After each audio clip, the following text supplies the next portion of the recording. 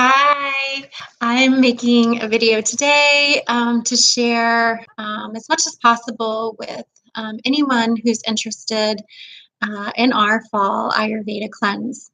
Um, we have been at this for several rounds, and each cleanse I've learned something really beneficial.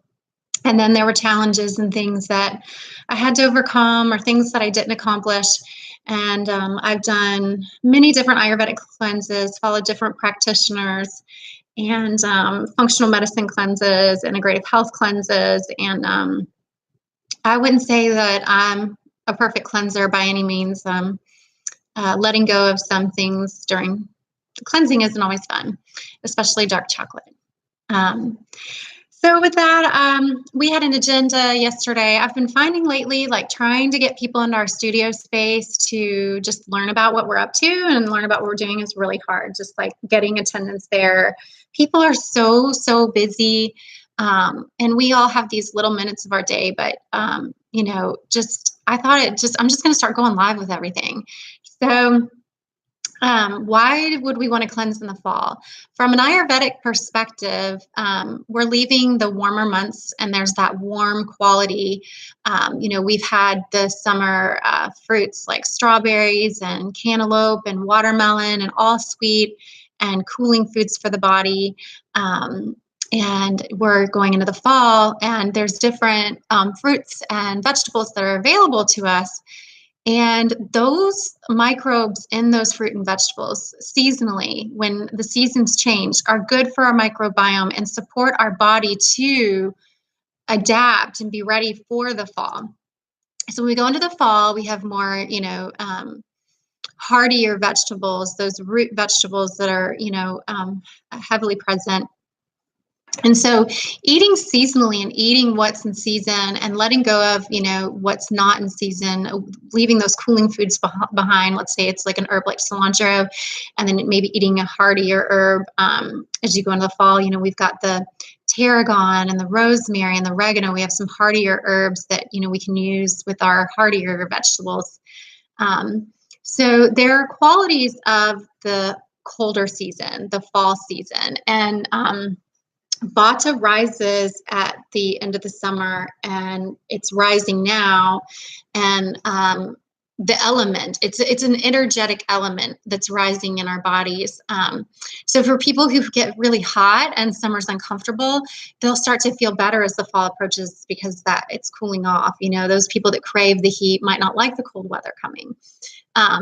But so we want to prepare our body for the harshness, the hard quality of the winter. So our body is going to need more salty and surprisingly sweet foods and sour to pacify the Vata element that's about to occur. So I know this is a lot of Ayurvedic speak, but I promise you it will make sense as I talk a little bit further.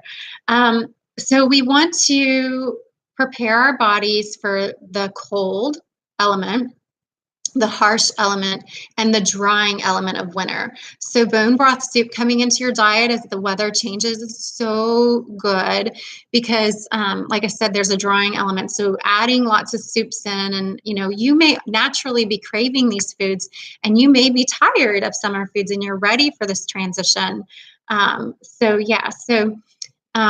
So as we go into the fall, bone broth soup is amazing. We really just want to readapt our body for what it's going to need to be prepared for. The great thing about cleansing is that you get to learn new recipes, and you get to step into a space of curiosity. You get to have some fun in the kitchen. Maybe that's not fun for you, but I find it to be very meditative, and to touch the food and feel the food and smell the aromas of the food can be very healing in and of itself. Just the touch and the smell, bringing that lovely element into your kitchen can be very, very very, very pacifying, very peaceful.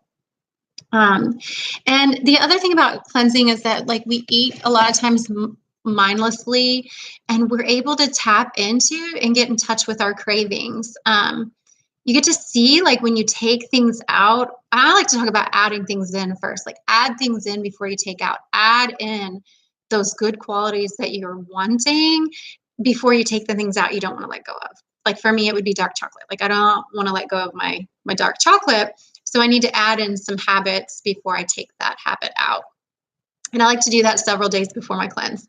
So if there's something that I know that I should be letting go of, then I start to just ease into it and know that on the day I start the cleanse that I'll be ready. So our cleanse includes a beet tonic recipe, it's a wonderful beet salad. It is so delicious. Everybody who's had this beet salad just loves it. I mean, I could eat just a whole bowl of that, and it's divine. It's satisfying. It's not like you feel like you're depleting or you're lacking something in your diet because it doesn't taste good. There is a green tonic or a green smoothie. You can make it as a soup. Again, for the fall coming up. And if you add lemon and ginger, you can add, Himalayan sea salt to it, put a little parsley on top. I like to do that, mix it really nice. And then eating the green tart apples, like eating some of those tart apples in the fall. We've got a lot of apples. Apples have malic acid. They're really good for the liver and the gallbladder. And then here in Louisville, we have a woman named Bhavana Bharti with Bhavana Bharti Foods, and she prepares the khichdi for our cleanse for people going through the cleanse. So they don't have to go to the trouble of preparing it. If they're busy with work, they can just put a cup of water in, add the khichdi, and eat that all week long. And what we found is the khichdi can get really old for some people. So in Ayurveda and Panchakarma, like you would eat khichdi, you would just only do a khichdi cleanse. But given how hard that is for a lot of people, we had decided this time around to give some recommendations for some nutritional support, protein drinks that are vegetarian. If people are ketogenic or paleo, there's a recommendation for one that we really like as well that has bone broth in it, especially for people who need to heal the gut. We have a recommendation for that. And so hydration. As we go into the fall, you might notice your skin gets drier. I know my legs get drier, and you start to maybe your skin feels a little more itchy and dry.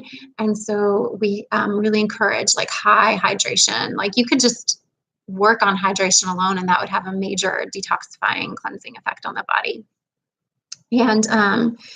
And then, I have a list in our cleanse detox of all the seasonal foods to add in with the khichdi.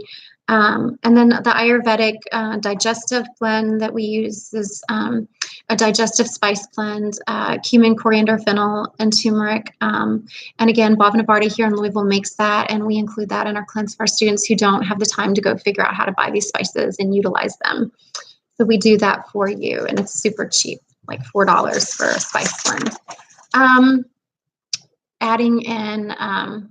Adding in those digestive spices and herbs to get the fire and the digestion up. When we go into the winter, we need those heating spices to warm up our body. And just getting used to using those herbs in our cooking or using herbs and spices that are good for the fall is just really a good practice to start now. But our Ayurveda cleanses aren't just about food. They are just as much about an emotional, mental, and spiritual cleanse. So we have a self-inquiry workbook that we do. And if someone just did that alone and worked on like the mental clutter and get the mental clutter out, I know that for me, my mental clutter can get really bad sometimes. And so just finding time and space for that, it could just be a mental and spiritual and emotional detox, just adding in meditation, slowing down, making your social schedule not as busy. So that's the bulk of our cleanse. We made it so that people can adapt it and utilize it the way that they want. And above all else, if you're thinking of cleansing, really tap into your how and your why and what it is that your body needs. You may be overtaxed. You may be, exhausted. You may be stressed out. So it may not be a time to like take things out. It may be a time of deep nourishment. I think cleansing, people think about like, oh, it has to be this like hard, harsh, disciplined frustrating thing. And it can be a time of just complete slowing down. And I know people still have to go to their jobs, still have to attend to their children. But if you can just find that mental space in your cleanse, then that alone can be huge. So if you want to learn more, you can reach out to us at thriveyogahealth@gmail.com. thriveyogahealth@gmail.com. And our website is www.luv, not LOVE, but LUV, www.luv-yourself.com. Thank you. Bye-bye.